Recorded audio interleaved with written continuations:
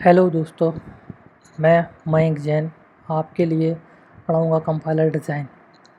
और ये जो कंपाइलर डिज़ाइन सब्जेक्ट मैं आपको पढ़ाऊँगा, इस सब्जेक्ट में मैं आपको सारे कंसेप्ट क्लियर कराऊँगा।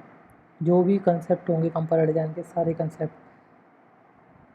और मेरे इस चैनल का नाम है फ्री क्लासेस फॉर CSE। सो इस चैनल को आप सब्सक्राइब करें, लाइक करें, जिससे कि मैं आपको मोर वीडियोस प्रोवाइड करा सकूँ। सबसे पहले हम डिस्कस करते हैं कि हमारा कंपाइलर होता क्या है। कंपाइलर डिज़ाइन को स्टडी करने से पहले हमें बहुत से सब्जेक्ट्स का नॉलेज होना चाहिए। जैसे फर्स्ट सब्जेक्ट है हमारा प्रोग्रामिंग लैंग्वेजेस। प्रोग्रामिंग लैंग्वेजेस से मतलब ये है कि आपको किसी भी एक प्रोग्रामिंग लैंग्वेज का नॉलेज होना चाहिए, जैसे कि C++, जावा, पाइथन, एट्सेट्रा। ये जो प्रोग्रामिंग लैंग्वेज हैं, इनमें से किसी एक लैंग्वेज को आपको अच्छी तरह से आना चाहिए, तभी आप कंपाइलर को समझ पाएंगे। दूसरा, थ्योरी ऑफ कंप्यूटेशन, जिसे हम शॉर्ट में TOC भी बोलते हैं। ये आपने लास्ट सेमेस्टर में पढ़ा होगा, और वहाँ पर हमने context free grammar, finite automata, push down automata और ग्रामर के टाइप्स, ये सब हमने पढ़े हैं। ठीक है। ये सभी हमें रिक्वायर होंगे कंपाइलर को समझने के लिए। तीसरा है एल्गोरिथम एंड डेटा स्ट्रक्चर। आप लोगों ने थर्ड सेमेस्टर में पढ़ा होगा डेटा स्ट्रक्चर, फोर्थ में पढ़ा होगा एल्गोरिथम। यहाँ पर जो भी डेटा स्ट्रक्चर्स यूज़ हो रहे हैं, एरे को कैसे यूज़ करते हैं, ग्राफ क्या होते हैं, ट्री क्या होता है, ये सभी चीज़ें हमें कंपाइलर में यूज़ होने वाली हैं। ये सब्जेक्ट भी आपको आना चाहिए। फिर फोर्थ सब्जेक्ट है हमारा कंप्यूटर आर्किटेक्चर। कंप्यूटर आर्किटेक्चर में आप लोगों ने पढ़ा होगा एड्रेसिंग मोड और असेंबली लैंग्वेज। ये सभी आपको कंपाइलर में क्या होंगे, रिक्वायर्ड होंगे। लास्ट है सॉफ्टवेयर इंजीनियरिंग। सॉफ्टवेयर इंजीनियरिंग जो होता है, वहाँ पर आप लोगों ने देखा होगा डेटा फ्लो डायग्राम्स, और आपने वहाँ पर कॉम्प्लेक्सिटी भी फाइंड आउट की थी। ये जो 5 सब्जेक्ट हैं, ये सारे के सारे आपके कंपाइलर डिज़ाइन में क्या होंगे, यूज़ होंगे। अब हम डिस्कस करते हैं इंट्रोडक्शन टू कंपाइलर। सबसे पहला क्वेश्चन ये है कि व्हाट इज़ कंपाइलर, कंपाइलर है क्या। ठीक है। दूसरी चीज़, why we need of compiler, हमें कंपाइलर की ज़रूरत क्यों है। हाउ इट वर्क्स, और ये किस तरीके से वर्क करेगा। ये सारे क्वेश्चन हमें डिस्कस करना है। सबसे पहला क्वेश्चन डिस्कस करते हैं, what is compiler. Here you can see compiler is one type of translator that convert the high level language into low level language। मतलब कंपाइलर क्या है, एक ट्रांसलेटर है जो हाई लेवल लैंग्वेज को लो लेवल लैंग्वेज में क्या है, कन्वर्ट करता है। देख सकते हैं आप ब्लॉक डायग्राम में, कंपाइलर के ब्लॉक डायग्राम में जो ये हमारा कंपाइलर है, और इस कंपाइलर में हमने इनपुट दिया हाई लेवल लैंग्वेज, और इसे हम सोर्स लैंग्वेज भी बोल सकते हैं। ये फॉर एग्जांपल C++ और जावा प्रोग्राम। और कंपाइलर में प्रोड्यूस करेगा लो लेवल लैंग्वेज, जिसे हम बोल सकते हैं टारगेट लैंग्वेज और मशीन लैंग्वेज। यदि कंपाइलर फाइंड आउट करता है कोई भी एरर इन इस हाई लेवल लैंग्वेज में ड्यूरिंग कंपाइलेशन, देन कंपाइलर क्या करेगा, एक एरर मैसेज क्या करेगा, इशू करेगा। ये कंपाइलर की क्या होती है, टास्क होती है। ये ब्लॉक डायग्राम है कंपाइलर का। नेक्स्ट, अब हम बात करेंगे कि हमें कंपाइलर की नीड क्यों हुई, why we need of compiler. सबसे पहले तो मैं आपको ये बताना चाहूँगा कि हमारा जो माइक्रो प्रोसेसर होता है, जो रेक्टेंगल चिप होती है, वो आप लोगों ने सिस्टम्स में देखे होंगे। आपने अपने सिस्टम में देखा होगा, डेस्कटॉप सिस्टम में, वहाँ पर एक माइक्रो प्रोसेसर होता है, स्मॉल चिप होती है, रेक्टेंगल चिप। उस चिप में चारों तरफ क्या होती हैं, छोटी छोटी पिंस होती हैं। ठीक है।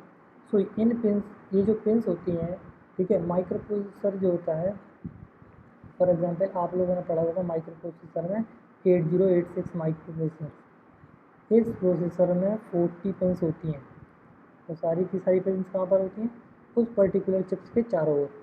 तो किसी भी इलेक्ट्रॉनिक आइटम्स को किसी भी इलेक्ट्रॉनिक आइटम्स को रन करने के लिए हमें किसकी ज़रूरत पड़ती है? करंट की ज़रूरत पड़ती है।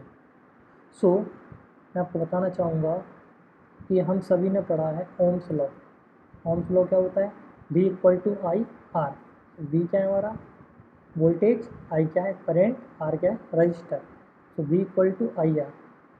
सो हम इसको इस तरीके से भी लिख सकते हैं, I equal to V upon R. अब हम क्या करेंगे? करंट फाइंड आउट करेंगे। सो वोल्टेज हमारे पास क्या है? जो वोल्टेज है वो क्या है? गिवन है। वोल्टेज क्या है? गिवन है। और रजिस्टर्स कैसे हैं? इनबिल्ट है। रजिस्टर कैसे होते हैं? इनबिल्ट है। ठीक है। सो अब इस फॉर्मूले की हेल्प से हम क्या करेंगे? करंट फ्लो करेंगे इलेक्ट्रॉनिक डिवाइस में। सो यहाँ पर होता क्या है? इस माइक्रो प्रोसेसर पर हम टू प्रीडिफाइंड वोल्टेजेस अप्लाई करते हैं। To predefined voltages. अब वो वोल्टेजेस या तो +5 होगा या फिर -5 होगा या फिर +10 होगा या फिर +20 हो सकता है। ठीक है। लेकिन यहाँ पर जो वोल्टेजेस होंगे वो कैसे होंगे? प्रीडिफाइंड होंगे और 2 वोल्टेजेस ही होंगे। ठीक है। सो क्या किया जो डेवलपर थे उन्होंने क्या किया कि इन पिंस पर टू प्रीडिफाइंड वोल्टेजेस को क्या कर दिया? अप्लाई कर दिया। फॉर एग्जांपल आपको क्या करना है? 2 + 2 करना है। सो 2 को इन्होंने क्या किया? -5 +5 -5 इस तरीके से इसको क्या कर दिया? कन्वर्ट कर दिया वोल्टेजेस के फॉर्म में। देन इन वोल्टेजेस को हम यहाँ पर अप्लाई करेंगे पिंस पर। अब वोल्टेज अप्लाई करेंगे तभी तो करंट फ्लो होगा और ये माइक्रोप्रोसेसर क्या करेगा? ऑपरेशन परफॉर्म करेगा। सो अब यदि हम +-5 ये यूज़ करेंगे तो हमें क्या होगा? डिफ़िकल्टी होगी। इस डिफ़िकल्टी को रिमूव करने के लिए हमने यूज़ किया बाइनरी लैंग्वेज का कंसेप्ट, जिसमें हम बोलेंगे कि यदि हमारा वोल्टेज है +5 देन हम इसको बोलेंगे 1, -5 को हम बोलेंगे 0। मीन्स हाई वोल्टेज को हम बोल रहे हैं क्या? हाई वोल्टेज को हम क्या बोलेंगे? 1। लो वोल्टेज को हम बोलेंगे 0। सो यहाँ पर हाई क्या है हमारा? +5 और लो वोल्टेज क्या है हमारा? -5। सो हमने क्या किया? यहाँ पर जहाँ पर -5 था वहाँ पर 0 पुटअप कर दिया और जहाँ +5 था वहाँ पर 1 पुटअप कर दिया। सो अब ये जो वोल्टेजेस थे अब वो 0 1 के फॉर्म में कन्वर्ट हो गए, जिसे हम बोलते हैं बाइनरी लैंग्वेज। तो इस तरीके से इस तरह से बाइनरी लैंग्वेज का क्या हुआ? इवैल्यूएशन हुआ। अब हमें परफॉर्म करना है 2 + 2। तो 2 को हम बाइनरी में कैसे कन्वर्ट करते हैं? 0 0 1 0। और सपोज दैट यदि हम प्लस जो है ऑपरेटर है, इस ऑपरेटर को हम रिप्रेजेंट कर सकते हैं। फॉर एग्जांपल इसको हम रिप्रेजेंट कर रहे हैं 0 0 0 1 से। ठीक है। ये ऑपरेटर्स का कोड है। और 2 का क्या था? 0 0 1 0। अब इन निवल को हम क्या करेंगे? इन पिंस पर अप्लाई कर देंगे। देन माइक्रोप्रोसेसर क्या करेगा? वर्क करेगा। लेकिन सपोज दैट बाइनरी लैंग्वेज में तो कन्वर्ट कर लिया, लेकिन यदि हमारी एक भी बिट क्या हो गई? इधर उधर हो गई। ठीक है। या फिर मिसमैचिंग हो गई। सपोज दैट ये 1 0 से बन गया, 0 1 0 0 बन गया, ये इधर का इधर आ गया। देन इस केस में ये अब क्या हो गया हमारा? 4 हो गया। तो ये हमारे साथ प्रॉब्लम हो जाएगी बाइनरी लैंग्वेज में। सो हम इसको कन्वर्ट करते हैं देन असेंबली लैंग्वेज में।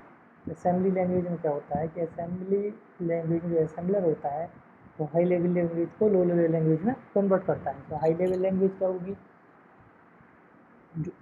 जो असेंबली लैंग्वेज का इंस्ट्रक्शंस होता है, ये क्या है? इंस्ट्रक्शंस है। ऐड R1 R2 R3, ये इंस्ट्रक्शंस होता है किसका? असेंबली लैंग्वेज का। तो असेंबली लैंग्वेज का एक इंस्ट्रक्शंस एट अ टाइम एक ही ऑपरेशन परफॉर्म कर सकता है। इससे ज़्यादा वो ऑपरेशन परफॉर्म नहीं कर सकता। ठीक है। तो ये जो हमने ऐड यहाँ पर यूज़ किया है इसको हम बोलते हैं निमोनिक। ठीक है। ये क्या है? निमोनिक है। एम साइलेंट है। तो ये जो निमोनिक है हम सभी के लिए यूज़ कर सकते हैं। फॉर एग्जांपल आपके पास है मल्टीप्लिकेशन R1, R2, R3। सो R3 में R1 में हम क्या करेंगे? स्टोर करेंगे R2 मल्टीप्लिकेशन R3 की वैल्यू को। ठीक है। तो ये होते हैं हमारे निमोनिक। ठीक है। तो इस तरीके से assembly language I. Assembly language ने क्या कर दिया? हमारी प्रॉब्लम्स को सॉर्ट आउट कर दिया। ठीक है। अब लेकिन असेंबली लैंग्वेज में एक डिसएडवांटेज है कि एट अ टाइम एक ही ऑपरेशन परफॉर्म करता है। देन अब आया हमारे पास high level language. High level language में क्या होते हैं कि एक एक्सप्रेशन में मल्टीपल ऑपरेटर्स होते हैं, जैसे कि प्लस है, मल्टीप्लिकेशन है। सो इस एक्सप्रेशन को हमें कन्वर्ट करना है मशीन लैंग्वेज में, मीन्स लो लेवल लैंग्वेज में। सो हमें किसकी हेल्प लगेगी? कंपाइलर की। कंपाइलर क्या करता है? हमारे इस हाई लेवल लैंग्वेज में को लो लेवल लैंग्वेज में क्या कर रहा है? कन्वर्ट कर रहा है। सो ये जो कंप्लीट प्रोसेस थी, इस प्रोसेस को हम बोलते हैं एवोल्यूशन ऑफ कंपाइलर या फिर प्रोसेस ऑफ कंपाइलर। इस तरीके से हमारा कंपाइलर कन्वर्ट करता है, देन असेंबलर काम करता है, देन असेंबलर उसको किस में कन्वर्ट करेगा? मशीन लैंग्वेज में। तो जो भी हाई लेवल लैंग्वेज एक्सप्रेशन होगा उसको किस में कन्वर्ट कर देगा? लो लेवल लैंग्वेज में कन्वर्ट कर देगा। सो ये इसलिए हमें किसकी ज़रूरत पड़ी? कंपाइलर की, क्योंकि हमें अपने मशीन को समझाना है कि ये जो एक्सप्रेशन है इसको एवेल्युएट कैसे करना है, अदरवाइज उसको समझ में नहीं आएगा। देन जो हमारा कंपाइलर होता है, कंपाइलर में किसी भी हाई लेवल लैंग्वेज को एवेल्युएट करने के लिए हमें उस पर्टिकुलर एक्सप्रेशन में यूज़ होने वाले ऑपरेटर की प्रेसिडेंस और एसोसिएटिविटी पता होनी चाहिए। यदि हमें पता नहीं होगा तो हम एक्सप्रेशन को एवेल्युएट नहीं कर पाएंगे। फॉर एग्ज़ाम्पल हमारे पास पावर की प्रेसिडेंस क्या होती है? हाई होती है। उसके बाद किसकी होती है? मल्टीप्लिकेशन और डिवीज़न की होती है। फिर उसके बाद प्लस और माइनस की होती है, और इससे पहले किसकी होती है? यूनरी माइनस की। सो ये प्रेसिडेंस होती है। देन उसके बाद एसोसिएटिविटी भी काम करती है इनके बीच में, यदि टू और मोर ऑपरेटर्स प्रेजेंट हो एक सिंगल एक्सप्रेशन में। ठीक है। सो इसका बहुत ही ज़्यादा इंपॉर्टेंस है, किसका? प्रेसिडेंस और एसोसिएटिविटी का हाई लेवल लैंग्वेज एक्सप्रेशन में। फॉर एग्जांपल आपका दिया हुआ है 5 + 6 × 3, तो सबसे पहले हमारे प्रेसिडेंस किसकी सबसे ज़्यादा है? मल्टीप्लिकेशन की। तो हम मल्टीप्लिकेशन को सॉल्व करेंगे, देन हम प्लस को सॉल्व करेंगे, तो हमारा आंसर आ जाएगा मल्टीप्लिकेशन। तो ये हुआ प्रेसिडेंस और एसोसिएटिविटी का रोल। इसके बाद ये जो हाई लेवल लैंग्वेज होती है, यदि प्रोग्रामिंग प्रॉब्लम्स को हम हाई लेवल लैंग्वेज में सॉल्व करते हैं तब हम बहुत आसानी से इसको सॉल्व कर सकते हैं, क्योंकि हाई लेवल लैंग्वेज में प्रॉब्लम्स को सॉल्व करना आसान होता है in comparison to low level language. For example यदि हम बात करें लैंग्वेज स्मॉल टॉक की, जो क्या है? ऑब्जेक्ट ओरिएंटेड प्रोग्रामिंग है का टाइप है। तो इस पर हम यदि कोई भी प्रॉब्लम को इम्प्लीमेंट करेंगे तो वो आसानी से इम्प्लीमेंट हो जाएगी। दूसरा एग्जांपल है जावास्क्रिप्ट, जो वेब पेजेस को डिज़ाइन करने के लिए यूज़ होता है। इसे हम सिंपली मशीन लैंग्वेज में, असेंबली लैंग्वेज में डिज़ाइन नहीं कर सकते। और यदि किसी का हमें सॉल्यूशन पता करना है तो सॉल्यूशन हम लो लेवल लैंग्वेज में ही पता कर सकते हैं। सो सॉल्यूशन पता करने के लिए हमें क्या किसमें कन्वर्ट करना पड़ेगा? मशीन लैंग्वेज में। इसीलिए हमारा कंपाइलर क्या है? हाई लेवल लैंग्वेज को लो लेवल लैंग्वेज में कन्वर्ट करता है, तभी हमारा मशीन लैंग्वेज को फास्टली और जल्दी से जल्दी उसको क्या कर देता है? एवेल्युएट कर देता है। अब सबसे इम्पोर्टेंट जो है वो है एनालिसिस और synthesis pass model of compiler. ठीक है। सो ये हमारा क्या है? ये 2 पास मॉडल है कंपाइलर का, जिसकी फर्स्ट पास है एनालिसिस और सेकंड पास है सिंथेसिस पास। सो इस पर्टिकुलर कंपाइलर में, ये हमारा कंपाइलर है, इस कंपाइलर में हम क्या करने वाले हैं? सोर्स लैंग्वेज देंगे, फॉर एग्जांपल या तो सी का प्रोग्राम हुआ या फिर C++ का या फिर जावा, और ये हमें क्या प्रोड्यूस करेगा? टारगेट लैंग्वेज, जिसे हम बोलते हैं मशीन लैंग्वेज या फिर असेंबली लैंग्वेज। सो एनालिसिस फेज में का जो रोल होता है वो क्या होता है कि प्रोग्राम को छोटे छोटे पार्ट्स में डिवाइड करना, देन उसको एनालाइज करना। और सिंथेसिस फेज का काम क्या होता है कि टारगेट प्रोग्राम को कंस्ट्रक्ट करना। ठीक है। या फिर जो हमने एनालाइज किया हुआ है छोटे छोटे पार्ट्स को, उनको क्या करता है? कंबाइन करता है। क्लियर? तो ये था हमारा कंपाइलर 2 पास मॉडल। ठीक है। मैंने क्या बताया? एनालिसिस क्या करता है? Break the program into small parts. Synthesis क्या करता है? कंस्ट्रक्ट करता है टारगेट प्रोग्राम को। ठीक है।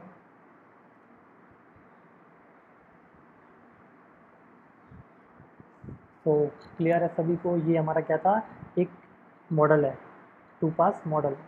सो इस मॉडल में आपको समझ में आया होगा कि ये कंपाइलर किस तरीके से वर्क कर रहा है। और मैं आपको अब नेक्स्ट लेक्चर में बताऊंगा कि कंपाइलर में जो एनालिसिस और सिंथेसिस फेज होती है इसको सब डिवाइड करके कैसे वो परफॉर्म कर रहा है। ठीक है, सो आई होप इस वीडियो में आपको समझ में आया होगा कि कंपाइलर क्या होता है और हमें कंपाइलर की ज़रूरत क्यों पड़ी और कंपाइलर कैसे वर्क करता है ये भी आपको समझ में आया होगा। हम अब नेक्स्ट लेक्चर में डिस्कस करेंगे डिज़ाइन फेजेस ऑफ कंपाइलर। तो आपको ये वीडियो पसंद आया होगा, लाइक करें, सब्सक्राइब करें। Thank you.